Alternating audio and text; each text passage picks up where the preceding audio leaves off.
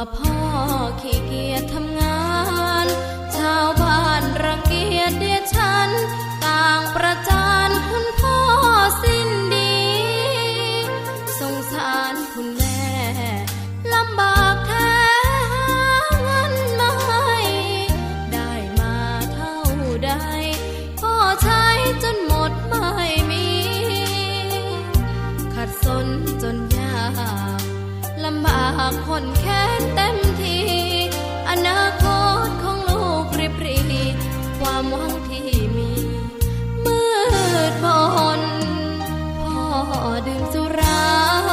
เหมือนกินน้ำตาของแม่พ่อจ๋าฐานะเราแย่หากไม่แก้ความจนแม่เตือนพ่อด่าตบตีแม่เสียจนชอกช้ำระกำมองมนซ้ำถูกคนเขานินทากราบเท้าคุณพ่อลูกขอให้หยุดดื่มเหล้าหากมัวแต่เมาคนเขาย้ำหมิ่นเรื่อยมากลับตัวเสียใหม่กลับใจมาพัฒนาพ่อจ๋าจะมีคุณค่าเลิกดื่มสุราเลิกการพนัน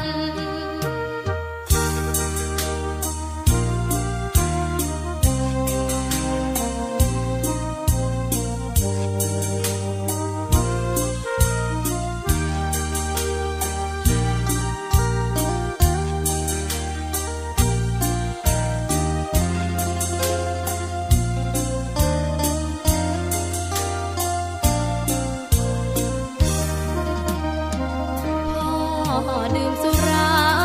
เหมือนกินน้ำตาของแม่พ่อจ๋าฐานะเราแย่หากไม่แก้ความจนแม่เตือนพ่อด่าตบตีแม่เสียจนชอกช้ำระกำมองมนซ้ำถูกคนเขานินทากราบเท้าคุณพ่อลูกขอให้หยุดดื่มเหล้าหากมัวแต่เมาคนเขาย้ำหมิ่นเรื่อยมากลับตัวเสียใหม่กลับใจมาพัฒนาพ่อจ๋าจะมีคุณค่าเลิกดื่มสุราเลิกการพนัน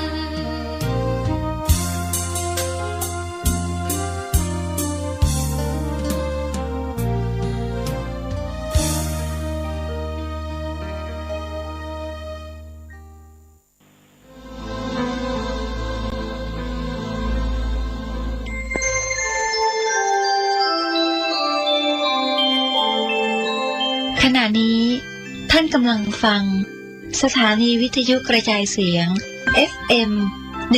104.5 เมกะเฮิรตซ์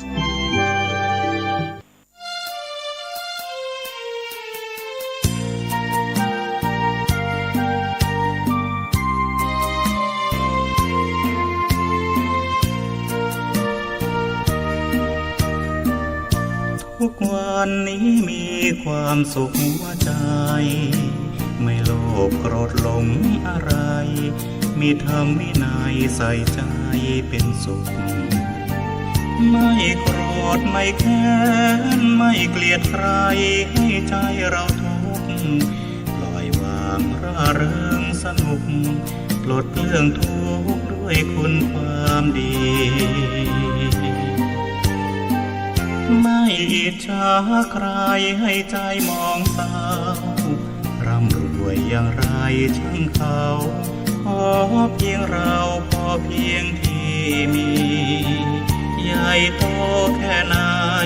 มากเงินทองกองเท่ากิรี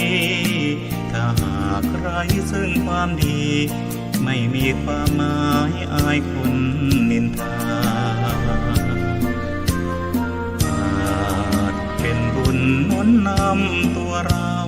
ได้ฟังธรรมะตั้งแต่เช้าค ขัดเกลาจิตใจเรื่อยมาหลวงพ่อเจ้าคุณพระเทพคือกูลศรัทธาให้พระมาเทศนาช่วยตอบปัญหาที่ค้างคาใจและคงโชคดีที่พระให้พรเชิญร่วมธรรมสัญจรได้พักผ่อนแดนธรรมรำไปสร้างบุญกุศลถวายทานกันตามปัจจัยอิ่มบุญเพิ่มพูนเราให้หน้าตาแจ่มใสจิตใจงดงาม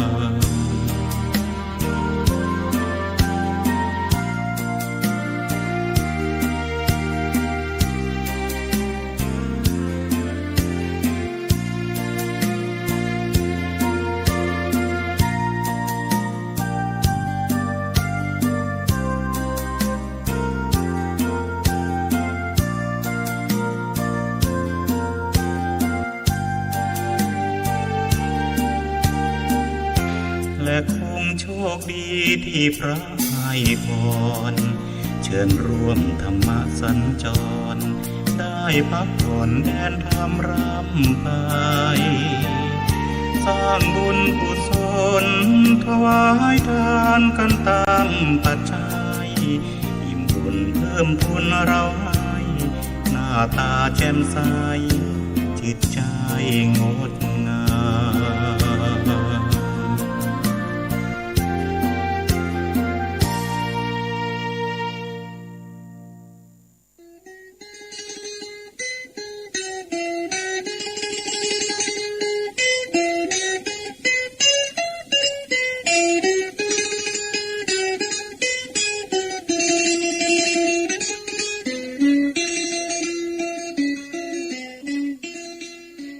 คำว่างัวสันหลังวากที่เปิ้นว่าให้กันนะงัวสันหลังวาก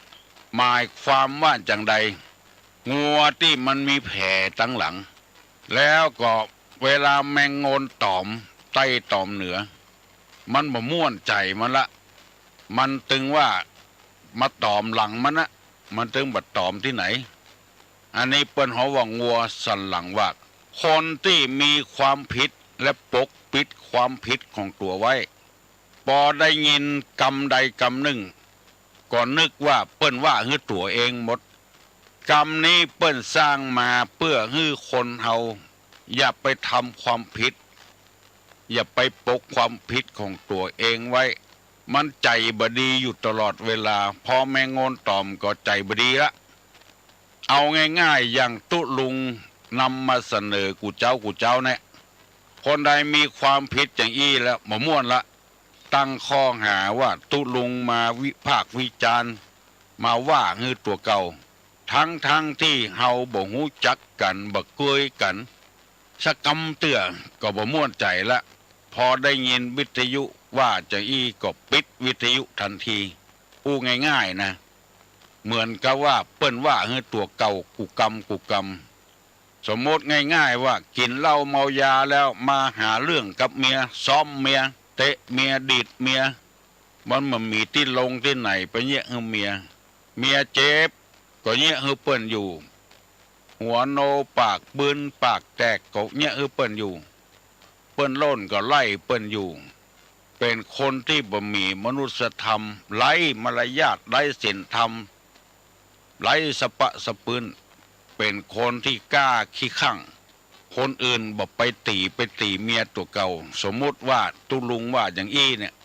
ถ้ามันทำลงไปแล้วก็มันได้ยินเขาใส่มันก็บ่ม่วนละมันจะตั้งข้อหาว่าตุลุงว่าคือมันเนี่ยปิดวิทยุเหี่ยบ่ฟังละก็บ่ได้เกิดความรู้อย่างเกิดขึ้นอันนี้สมมุติเอานะอันนี้เปิ้นว่าหมอนั้นนะเป็นงัวสันหลังวากเอาแถมคนหนึ่งจังด่าผัวโดยบ่มีเหตุบ่มีผลคนกินเหล้ามันใจหินอยู่หั่นแล้วมันบ่มีสติอยู่หั่นแล้วไปด่ามันแถมเมื่อมันไปกินเหล้านี่งมกกงกพอกินเหล้ามาแล้วเหล้านี่เป็นเหตุที่คนขาดสติ แล้วไปด่าไปซ้ำไปเติมแถมเพี้ยมันก็ลงมือละบอกว่าจะตอบแทนวิธีใดละจะด่าตอบก็บอกแป้ไม่ยิงก็ด่าเพี้ยด่าเอากำเดียวก็คัดถ้วยคัดจ้อนนี่มันขาวสะอาดคัดคอโคนนี่มันปากบึนเขาว่าโดนซ้อมโดนตีละอันเนี้ยสมมติว่าตุ้ลุงว่าจะอีกก็ปิดวิทยุอย่าหาว่าตุ้ลุงว่าอันนี้ยกตัวอย่างว่างัวสันหลังวากมันจะต้องเป็นอย่างเงี้ยแมงโงนตอมที่ไหนที่เบาหูกดนึกว่าตอมหลังมันที่มันมีแผลเปิ้นแปลงไว้เพื่อให้คนนี่เริ่มทำอย่าสิ่งที่มันมีแผลจะไปให้มันปิ้วไปให้มันแมงเปิ้นว่าที่ไหนที่เบาหูก็เลยเปิ้นว่าให้ตัวเก่ามี2 คนโดยกันเตียวไปโดยกันคนหนึ่งตามันโก้ตามันดำนะหันแก่นเดียวแก่นหนึ่งตาดำตาโก้เป็นว่าตาปูดมหันแก่นนั้นถึงมหันโดยกันไปเปื้อนมันแซวแหละมันก็ลืมคิงไปหาไปไหนตัวคิงนี่บังมันโก้นะบะหาไปไหนตัวคิงนี่โก้นะบะคนตาโก้ก็มันแน่ได้ปะเปื้อนไปแถมสักกำหนึ่งเกิดใจได้ป้ออย่างบะโหคิงด่าให้อย่างคิงว่าหาตาโก้อันเนี้ยงัวสันหลังวากจำไว้เนอะ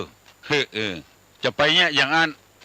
มันผิดไปแล้วเฮาก็ฟังแก้ไขทำไมปรับปรุงทำไมบ่ซ้ำที่เก่า2 เตื้อ3 เตื้ออันนี้เรียกว่างัวสันหลังวากพอเตอะคนที่เป็นแก่ก็ดีเป็นแขว่นก็ดีเป็นหัวหน้าคนต่ำบ้านต่ำจองตุเจ้าตุหลวงอยู่ในวัดในวาก็ดีถ้าทำผิดแล้วปกปิดไว้ถ้าเป็นว่าอย่างตุเจ้าตนอื่นมันกระทบกระเทือนตัวเองตึกรู้สึกว่าเมื่อใดก็บาปเข้าตัวเมื่ออันเพราะเป็นคนบริสุทธิ์พุทธผ่องขายครัววัดครัววากาขายพระเจ้านิกากินเหล้ากินยาในการเล่นไม่ย่าไม่ยิงเนี่ยมันไข้หัวโดยเฮาบ่ได้เพราะว่ามันมี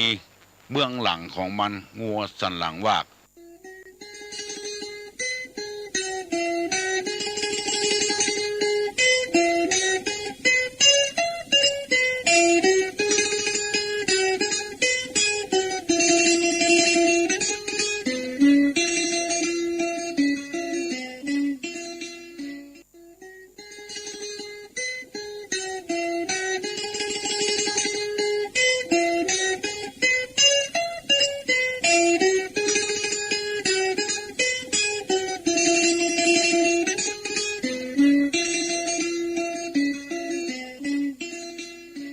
งัวลืมตินนี่หมายความว่าอย่างใด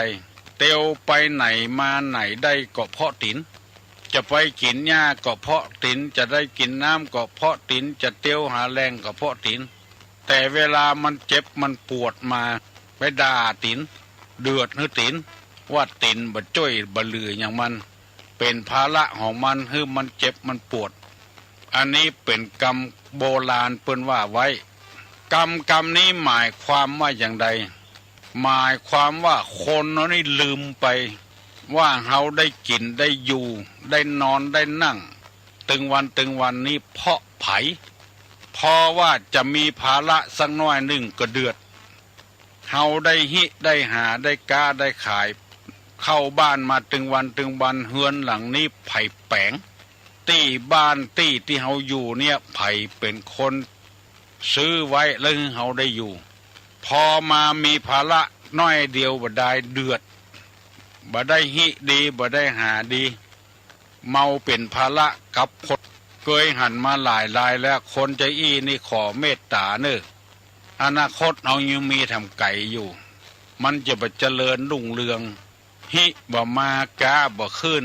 เจ็บป่วยอดแอดเพราะว่าป่าประกำมาสนองเมื่อรุนบางรายด่าเพียวป้อด่าเพียวแม่ขึ้นกูขึ้นมึงใส่เกิดมาได้เพราะไผ่หูตาตินมือ หูดังปากเตียวได้มาได้ใหญ่ได้เพาะไผลืมไปเหี่ยแล้วมิ่งขึ้นมาด่าป่อด่าแม่เป็นกูเป็นมึงเป็นไอเป็นบ้ายังบ่ปอค่ำป่อค่ำแม่ตัวแถมจนอยู่บ่ได้กึดเหี่ยทีเนอเปิ้นว่าเป็นงัวลืมตินลืมที่อยู่ที่อาศัยได้อยู่ได้กินได้เพาะไผเวลาป่อเวลาแม่เจ็บป่วยอย่างน้อยหนึ่งบ่นเดือดบ่ได้อยู่ดีกินดีเมาเฝ้าคนเฒ่าคนแก่เมาหิหาก็บ่ได้หิบ่ได้หาไอ้อย่างหมู่นี้เป็นต้นอันนี้ฝากพี่น้องทั้งหลายไว้ถ้ามีก็พยายามแก้ไขอย่านึกถึงว่าเฮาได้อยู่ได้กินได้ใจได้สอยถึงวันนี้เพาะไผถ้ามันมีคือแก้ไขถ้าบ่มีก็จะไปให้มันเกิดมีกับตัวมันเป็นบุพกรรมที่ได้สร้างกันมามีป้อนานหนึ่งมาอู้กับตุลุงว่าบ้านที่ป้อนานอยู่นะมีละอ่อนมันค่ำป่อค่ำแม่มันด่าป่อด่าแม่มันโอ้คนเฒ่าก็บ่ฮู้อย่างนี้จะได้แล้วเอาไปอบรมบ่มนิสัยที่ไหนก็บ่ได้มันเป็นอะไรอย่างมาเกิดบ่ฮู้ลืมตินลืมที่มันได้อยู่ได้กินมากับไผมันลืมมันด่าได้ด่างเอาเจ็บเป็นอย่างก็บ่ให้เฝ้าบ่ให้พอกให้กอยเอาจนคนเฒ่า2 คนนั้นที่เป็นหม้อเป็นป่อเป็นแม่ตายละมันก็เลยมีทรัพย์สมบัติไปเอาเมียได้เมียแล้วบ่แต่งงานแล้วบ่มีลูกกับกันไปขอลูกคนอื่นเอามาเลี้ยง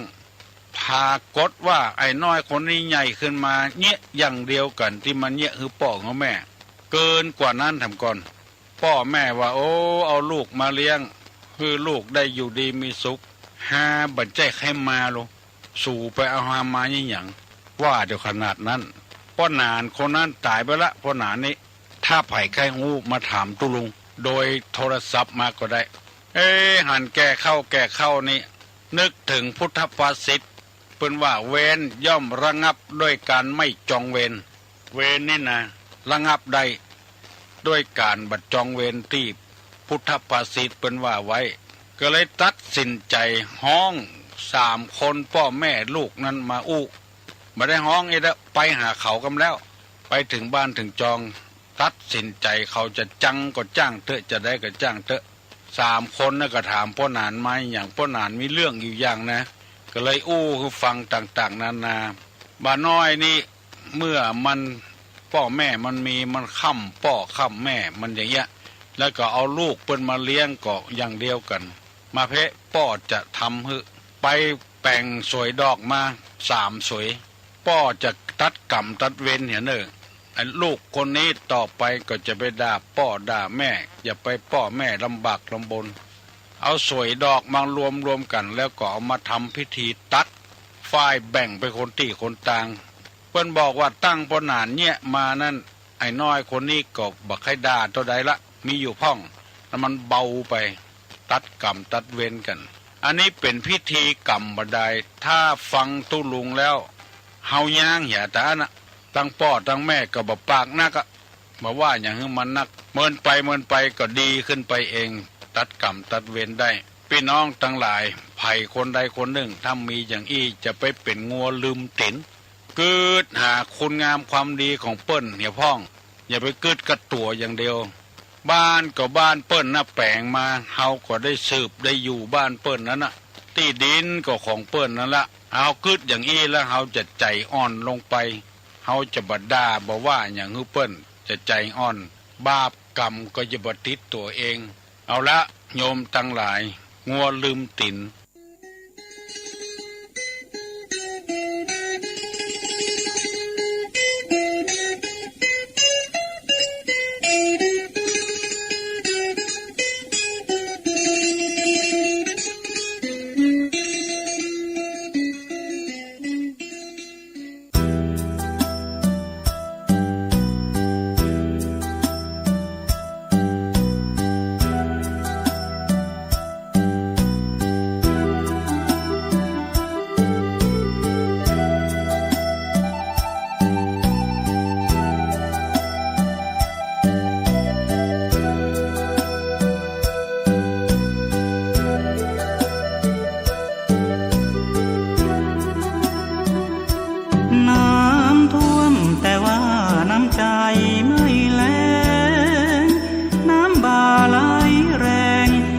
ดินแห้งแล้งเพราะไม่มีป่าน้ำท่วมปีนี้ทั้งลพบุรีและราชสีมาเหนืออีสานอยุธยาน้ำตาไหลโครสายชนหลวงพ่อเชิญสาธุชนทั้งท้องเข้าของเงินทองช่วยเหลือพี่น้องคลายความทุกข์ทนน้ำท่วมที่ไหนก็ต้องเสียใจด้วยกันทุกคนไม่ต้องโทษเทวะเบื้องบนโทษคนที่เห็นแก่ตัวป่ามีลอบตัดทำลายทุกวันเขาร่ำรวยแต่เรานั้นร้าวรานกันทุกครอบครัวเดินหน้าก็ล้มไรมันก็จมเสียหายไปทั่วพวกเราเหลือกันแต่ตัวเจ้าสัวนั่งนับเงินตราน้ำท่วมเราต้องผิดหวังชอกช้ำโทษเวรโทษกรรมต่อไปให้จำต้องรักษาภาพน้ำท่วมปีนี้ทุกช่องทีวีช่วยซับน้ำตาถ้าไม่ช่วยปกป้องพื้นป่าน้ำมาก็ท่วมเหมือนเคย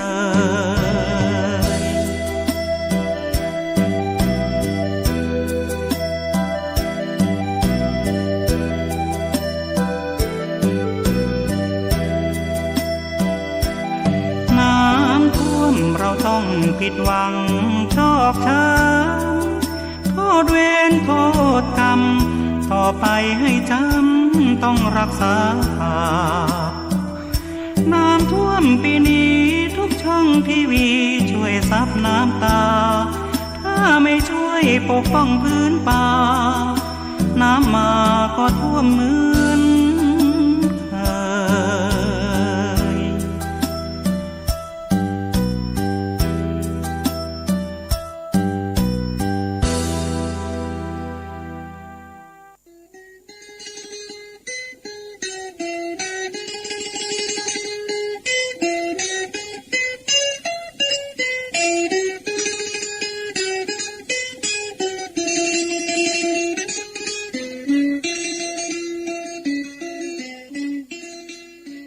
วันนี้จะเอากรรมเก่ามาเล่าให้ตั้นผู้ฟังทั้งหลายได้รับฟังโดยกรรมว่าอย่าไปจิห่างต่ออย่าไปล่อห่างแตนครูบาอาจารย์พระสงฆ์พระเจ้าคนเฒ่าคนแก่คนหนุ่มคนกำคือบันทึกเอาไว้เนอะเขียนเอาไว้มันบัดล่ำมีนะเพราะว่าตู้ลุงนี่เป็นคนเก่าก็ว่าได้คนใหม่เหิมเฮอก็ว่าได้คนใหม่คนใหม่นี่จะมีน้อยบักใครตันละใหม่นี่เป็นคนเก่ากลางใหม่มือสองอย่าไปติจิอย่าไปจิห่างต่ออย่าไปล่อห่างแตนเปิ้นตั้งกรรมนี้มาเพื่อให้คนเฮานั้นอย่าไปลื่นของที่มันมีพิษมีภัยลื่นต้นไม้ลื่นเข้าตายกับต้นไม้ลื่นกับใดตายกับอันนั้นลื่นต้นไม้ลื่นไข้เจ็บเป็นมหาบดีเปิ้นว่าอย่าไปออกฝนฝนหัวปีมันปิดนะไปอยู่เอาเข้ามาเลเรียกัดจนตายมีกรรมบักเก่าบทหนึ่งว่าลื่นต้นไม้ลื่นไข้หุ่มตายลื่นเจ้าลื่นนายบ่ตายก่อเขี้ยนลื่นขวากลื่นเหลาลื่นหนามลื่นเสี้ยนจังหุ่มวนเวียนสอดร้อยลื่นโตดโตสาลื่นกำเล็กน้อยจังหุ่มโศกเศร้าทีรุนอันนี้เป็นกรรมเก่าต่อมันก็มีปิดมีใหม่แตนมันก็มีปิดมีใหม่เฮาหูว่ามันมีปิดมีใหม่อย่าไปจิมันจำเดียวมันจะลุ่มบัดใจมอกตัว ตึงหางออกมาจี้มดลงหนังสือพิมพ์มีละอ่อนคนหนึ่งหันหางต่ออยู่ใกล้หัวอยู่ใกล้กำแพงหัวเอาเกินกายขึ้นกำแพงเอาไม้ไปจิหางต่อลุ่มเขาใส่ตกกำแพงลงเพื่อป้อมไปหันตายไปเห็นแล้วเพราะไปจิเปิ้นไปจี้เปิ้นก็คุยเปิ้นแตนบัวแตนใหญ่นี่หางมันงามจะไปล่อมันจะไปเอาอย่างเข้าไปโฮมมันเป็นควันเป็นอย่างเตื้อหนึ่งตู้ลุงไปเตดวัดเปิ้นมีงานปล่อยน้อยเปิ้นแห่ขวดตาลแห่ลูกแก้วเข้าวัดแล้วฮึดตู้ลุงไปเตดตอนบ่ายที่บนต้นไม้นั้นมีเพิ่งแป่งหางอยู่บนนั้นหางเพิ่งแล้วคนขายปลาบึกไปขายลุ่มต้นไม้หันจี้ปลาบึกขึ้นกินมันขึ้นโฮมหางเพิ่งเจ้าของปลาบึกล่นปบตันหมู่ที่อยู่ปืนกำลังซออยู่จังเซินหนีหมดอยู่บ่ได้เพิ่งมันไล่คบไล่จี้เพราะไปจิหางต่อไปล่อหางแตนของที่มันบดีบงามของที่มันเป็นพิษเป็นภัยเปิ้นว่าจะไปจิจะไปล่อมันเฮาฮู้ว่ามันเป็นพิษเป็นภัยอยู่อย่าไปจิอย่าไปล่อมันอันนี้เปิ้นแปลงกรรมนี้ขึ้นมาว่าอันใดที่มันเป็นพิษเป็นภัยจะไปล่อมันอันใดกินเข้าไปแล้วมันพิษทำให้ป่วยให้ลุต้องบ้องไส้อย่าไปกินมันคนใดที่มันคิวอย่าไปเล่นหน้ามันอย่าไปล่อมันสวกก็ดีเป็นคนขี้เหล้าขี้ยาก็ดีเป็นผีบ้ากว่ากงก็ดีมันจะด่าหัวเฮากรรมโบราณเปิ้นว่าควายลงนาหมาลัดก้าเอาโตดบ่ได้ผีบ้าด่าพญาเอาโตดบ่ได้เพราะว่าเฮาฮู้อยู่ว่าควายกับต้งกับนาเป็นของธรรมดาหมาลัดก้าจะไปบุบไปตีมันบ่ฮู้มันอยู่ที่เฮาเฮาล้อมหัวมันเหียมันก็บ่ลงละผีบ้าด่าพญาเจ้าเมืองเนี่ยถ้าบัดเดียวนี่ก็คนมียศถาบรรดาศักดิ์เป็นครูบาอาจารย์ก็เป็นกำนันผู้ใหญ่บ้านก็เฮาหันว่ามันเป็นผีบ้าก็จะไปล่อมันคนใดที่บดีจะไปคบหาสมาคมกับมันคนใดที่มันคิวเนี่ยอันคิวนั้นมันมีอยู่3อย่างจะไปลื่นมันคิว3อย่างนั้นคิวอย่างเขาว่าคิวบ่ขูดนี่ยังบ่เต้ามันเด้อคิว3อย่างนั้นได้ยินกรรมโบราณเปิ้นว่า1แดดขี้ฝนตกแล้วแดดออกเนี่ยนะวัดธรรมโมสังโฆจะไปลื่นมันแดดขี้ฝนคนขี้เหล้าคนเท่าเก้าผมกิ้ว3อย่างเนี่ยคิวเลยขนาด อย่าไปล่อมันแดดขี้ฝนมันฮ้อนคนขี้เหล้ามันบ่มีสติละคนเท่าเก้าผมกิ้วมันบ่ใจหับไปที่ไหนหูมดไผฆ่ากันที่ไหนไผนอนกับไผที่ไหนไผเป็นหนี้ไผหูมดคนเท่าเก้าผมกิ้วคนใดไปคบหาสมาคมกับคนเหล่านี้เปิ้นฮ้องกันว่าจิหางต่อล่อหางแตนเตื้อหนึ่งหอเจ้าป้อเปิ้นลงเจ้าเข้าผีอยู่แล้วในหอเจ้าป้อนั้นมีแตนบัวหางบะเละบะเล่นหางใหญ่หางบะเละบะเล่นเนี่ยหางใหญ่หางบะใจเล่นเนี่ยหางใหญ่เปิ้นกำลังทรงเจ้าป้อ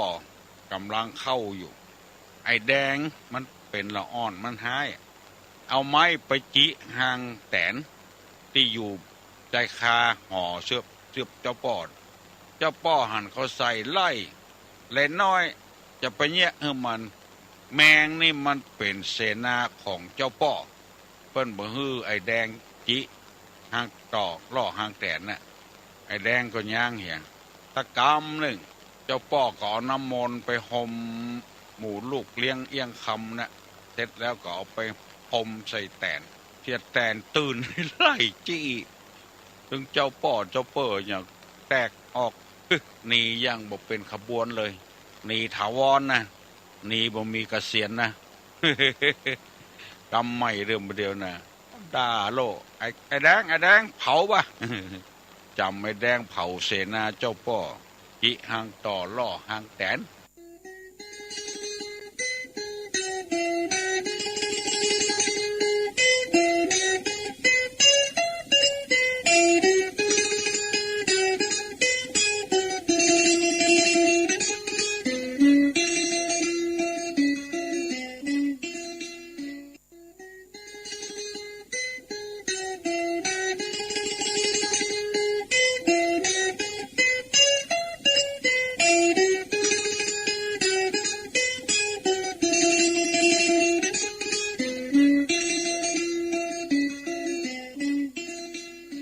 ตุลุงจะเอากรรมบักเก่า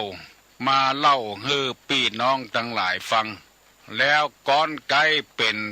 พระธรรมกรรมสั่งสอนบอกว่าคนนั้นจะเป็นปดจายบอกว่าคนนั้นจะเป็นไม่ยิงมีกรรมบักเก่ากฎบทหนึ่งว่าอย่าไปฟังกรรมแม่ยิงไปต้าอย่าไปฟังกรรมอีหญ้าไปกาดอันนี้เป็นกรรมมาเมินแล้วบัดใจตุลุงแปลงเอาอย่าไปฟังกรรมแม่ยิงไปต้าอย่าไปฟังกรรมอีหญ้าไปกาดคำว่าต้านี้หมายถึงต้าน้ำแต่ก่อนนี้เปิ้นจะใจน้ำใจหนองก็ไปตักเอานังต้าน้ำเอามาใจและน้ำบ่อเอาไว้กินไปซักผ้าซักครัวไปซักกันที่ต้าน้ำเพราะว่าแต่ก่อนนี้น้ำมันนักเมื่อไปเผียวต้าแล้วไปนั่งสุ่มกันเล่าขวัญกันวิพากษ์วิจารณ์กันคนนั้นดีคนนี้ให้ว่าคือกันแล้วเอามาพิษหัวกันมีกาบ่มีกาบ่ฮู้พอได้ยินมาแล้วเอามาพิษหัวกันมันเป็นข้อมูลที่ถูกพ้องบ่ถูกพ้องข้อมูลไปในทางอกุศลอย่าไปฟังกรรมกันคำว่าฟังนี่หมายฟังแล้วเอามากึดตัวแล้วเอามาว่าคือกันตัวหมอนั้นว่าฮือมึงอีนั้นว่าฮือมึงบ่านั้นว่าฮือมึงแล้วเอามากึดอยู่หั่นเสียผู้เสียคนประจัดหนักละบางคนจนตกกินเคาะกินยาตายแขวนคอตายเพราะไปฟังกรรมมือที่สามมาเสียอกเสียใจคนเดียวเสียผู้เสียคนประจัดหนักเอามาผิดร้องข้องเถียงกันกรรมที่บ่เป็นแก่นบ่เป็นสารจะไปฟังมันว่าอย่าได้คือกูพ่องบอกว่าอย่าได้ว่ากาโคนหาจนได้มึงลืมไปก้าว่าสักอย่างนี่อย่างเงี้ยเสาะหากรรมปึดขอนหาจะเข็บคือจะเข็บมาจี้ตัวเก่าพอได้ยินว่ามีพ่องว่าโคนเราจนได้ลูกเปิ้นว่าบอกว่าอย่างว่ากาก็ว่าพ่องก็มาฮื้อกำเดียวจะเข็บครบมือละอันนี้ฮ้องกันว่าอย่าไปฟังกรรมแม่ยิงไปต้าไปซักผ้าในต้าน้ำไปตักน้ำยังต้ามาให้งัวให้ควายกินอย่าไปฟังกรรมอีหญ้าไปกาดซึ่งมาโมลุนคนไทยว่าปากตลาดคือว่าไปซื้อของยังบ่ปอเตื้อเอากรรมรับกรรมลี้ของคนอื่นไปอู้ในกาดมาพิษหัวกันยังบ้านเขาอู้กันยังกาดท่านมีคนเท่าคนหนึ่งเปิ้นบอกคือเมียมันว่ากรรมมันอย่างบดีบดักจะไปเอาเข้ามาอู้เนอะมันม่วนพิษหัวกันกรรมที่ไหนที่เบาไฟในจะไปนำออกของบดีในบ้านเนี่ยจะไปนำไปอู้ไปฟังไฟนอกจะไปนำเข้าของบดีบดักดังนอกเนี่ยจะไปมาอู้ในบ้านในจองเนอะทำวันนี้แม่เท่าไปกาดปิกมากำลังนั่งกินข้าวอยู่ได้กำ2 กำเอาละป้อมันตะกี้นะข้าไปกาดไปได้ยินเขาว่าก็หาว่าได้คนเท่าประจายลุกหนีหาว่าจะไปเอามาอู้กำกินข้าวนี่สุกเมื่อกินข้าวสุกเมื่อเข้านอนโคตรนึกกันเหียบ่ปากห่อกันได้เป็น6 วัน 7 วันเพราะคนเท่าประจายเปิ้นบอกว่าอย่าไปเอามาอู้แม่ยิงแม่เปิ้นเมียเปิ้นมาหวังจะใครได้หน้าจะเอากำยังกาดมาอู้ตะกี้ข้าไปกาดได้ยินเขาอู้เรียกว่าปากตลาดบ้านเฮาฮ้องกันว่า จะไปฟังกรรมแม่ยิงไปต้า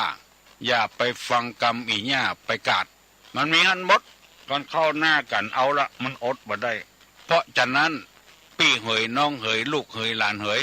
อย่าไปเอาไปเล่าไปยายในกาดในลีคนที่บ่ฮู้ก็จะซ้ำจะเติมพ่องภายตายเป็นอย่างกินยาตายกาแขวนคอตายกาบาดท่าไปอู้กันก้าการขายบุญติ๊กๆเพื่อให้กรรมนี่มันหายไปมันลบลายหายสูญไปมันเป็นจะได้ถึงนำมาอู้เพราะมันบดีคนเฒ่าคนแก่เปิ้นว่าเมินแล้วอย่าไปฟังกรรมแม่ยิงไปต้าอย่าไปฟังกรรมอีหญ้าไปกาดซึ่งคนไทยเรียกว่าปากตลาดอู้กันสับสนไปหมดเพราะว่ากรรมที่เสนอไปนี่มันบักแน่นอนเสมอมันอาจจะเปลี่ยนแปลงไปได้ลูกมันหันกากินกล้วยแล้วเอาปากไปเจ็ดทำกิ่งไม้ไปบอกกับแม่มันซ้ำไปเอิ้นเจ้าบ้านว่าภายไข่หันกาเจ็ดปากป้องภายไข่หันกาเจ็ดปากเจ้าบ้านเจ้าจองก็ลุ่มมาพอความจริงมันกาเจ็ดปากเอาปากเจ็ดกับกิ่งไม้มันกินกล้วยมันติดปากมัน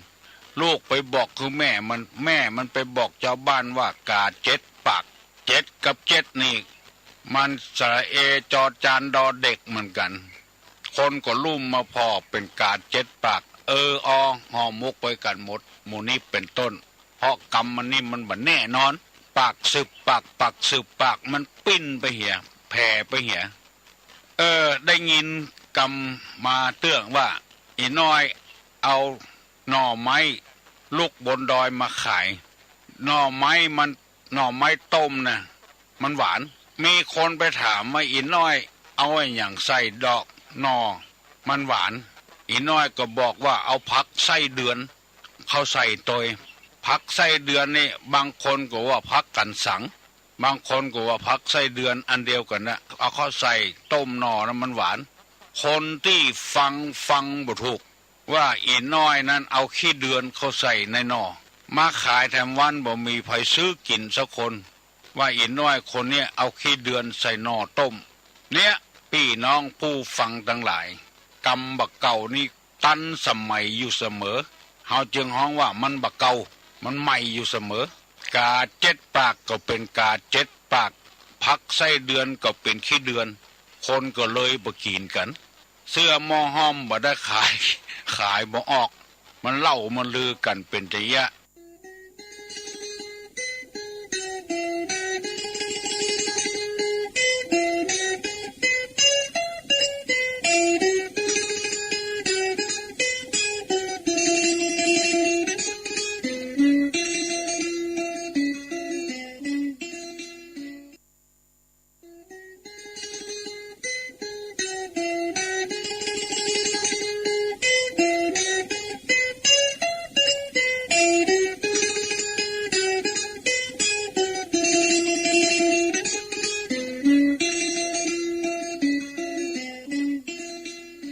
บ่ใจเป็นต้าหม้อนึ่งมันบ่ใจเป็นต้าไห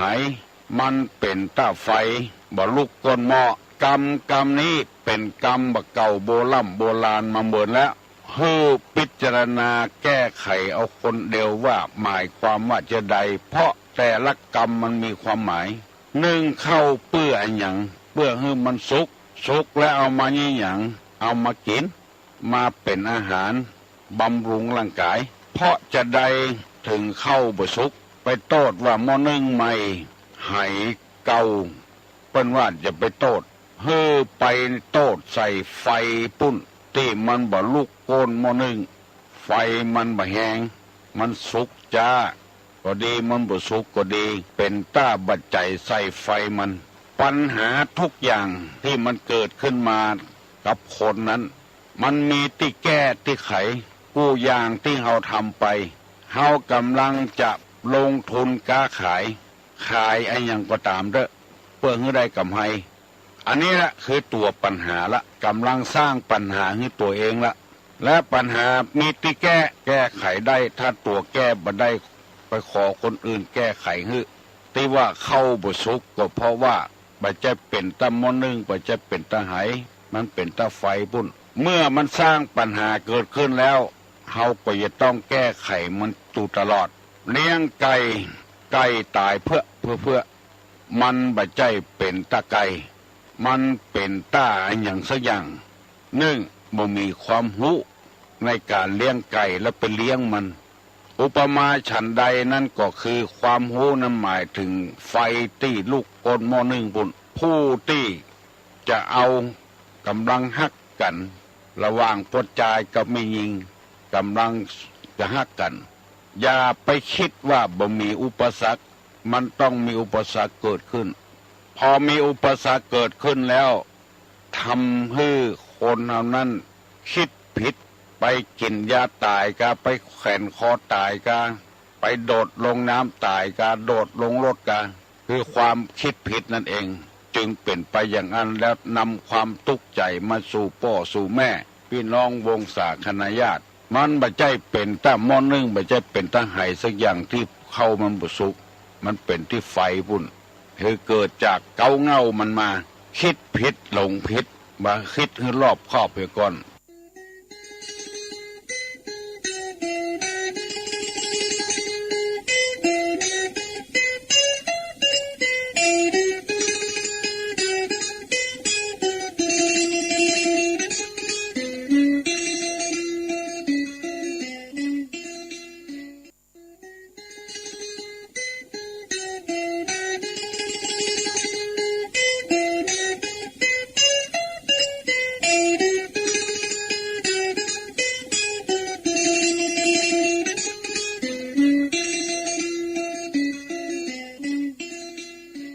ไม่ดีพา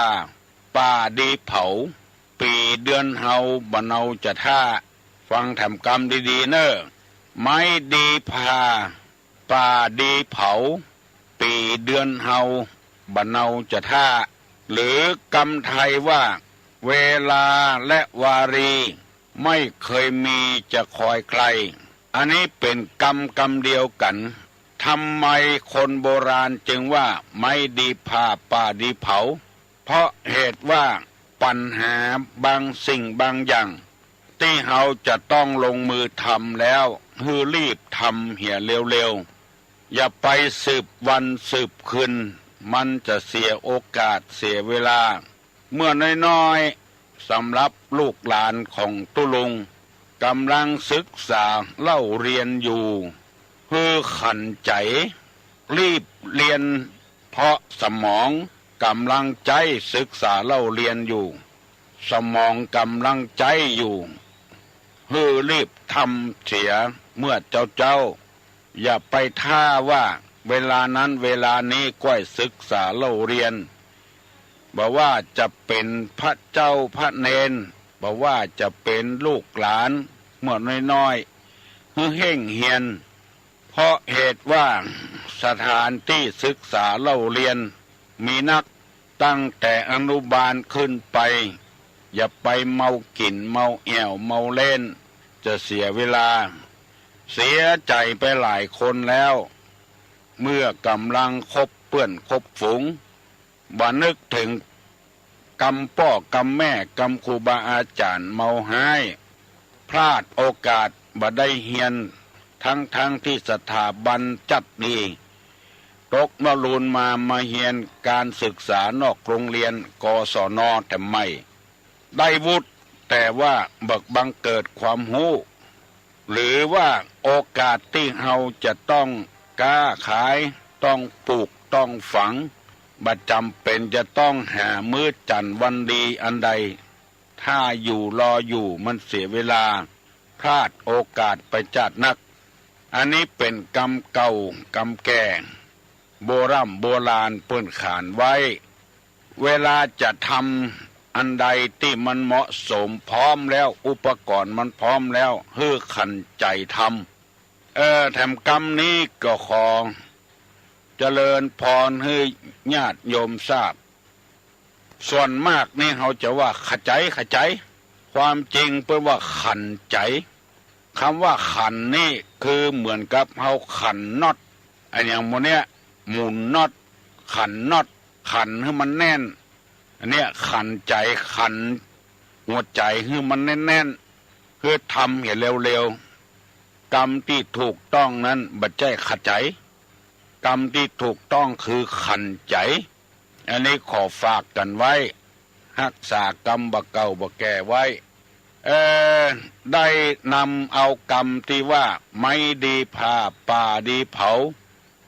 ปีเดือนเฮาบะเนาจะท่ามะเนานี่ก็คือมันบะท่าเฮามะเนาบะเนืองบะเหลืองเขาเม่นเป็นกรรม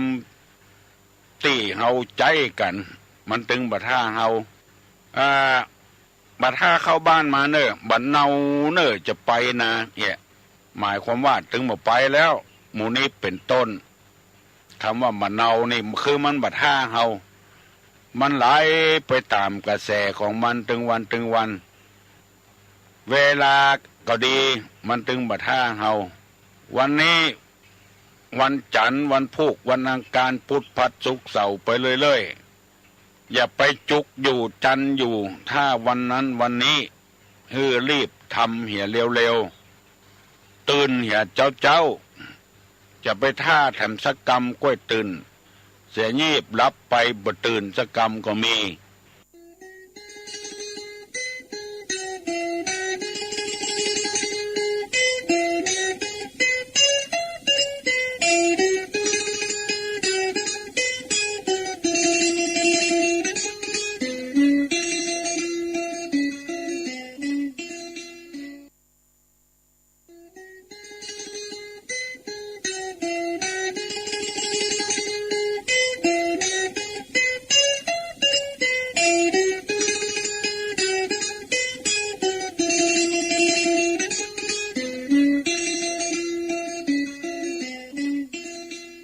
คำว่าบ้านี้ไม่ใช่ว่าบ้าโรคเส้นประสาทคือเฮาเป็นเอาเองติดเอาเองมัวเมาเอาเอง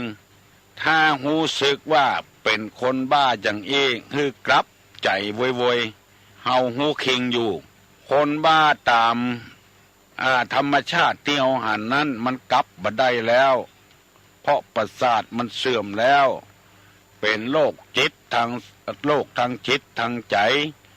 โรคทางสมองบ้าที่ว่านี่คือบ้าทางใจ8ประการได้นำเอาฝากฝังพี่น้องทั้งหลาย